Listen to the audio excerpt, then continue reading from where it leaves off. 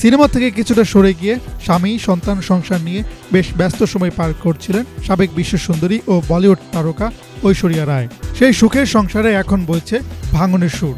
বলিউড দম্পতি অভিষেক বচ্চন ও ঐশ্বরিয়া রায়ের সম্পর্কে ভাঙনের গুঞ্জন বহুদিন ধরেই। অনন্ত আম্বানির বিয়ের অনুষ্ঠানে সেই গুঞ্জন আরও তীব্র হয়। শোনা যাচ্ছিল রায় সুন্দরী বচ্চন পরিবার ছেড়ে মায়ের বাড়িতে রয়েছেন অনেক দিন ধরেই। সেই গুঞ্জনে ঘি ঢেলে দেয় অনন্ত আম্বানির বিয়ের আসর।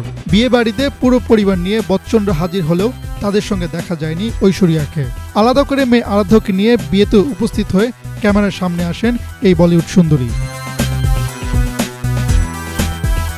সম্প্রতি সোশ্যাল মিডিয়ায় অভিষেকের একটি লাইক ঘিরে বিচ্ছেদের সন্দেহ আরও ঘনীভূত হয়েছে।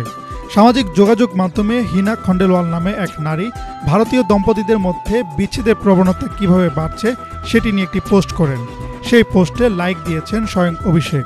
এরপরই পুনরায় এই তারকা দম্পতির বিচ্ছেদ চর্চায় মেতে ওঠেন নেটিজেনরা।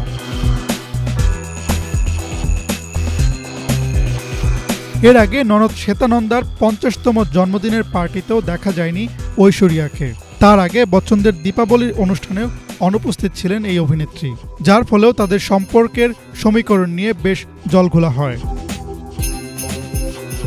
নেটিজেনদের চাওয়া বিচ্ছেদ নয়, পুনরায় এক ফ্রেমে দেখতে চান ঐশ্বরিয়া ও অভিষেককে।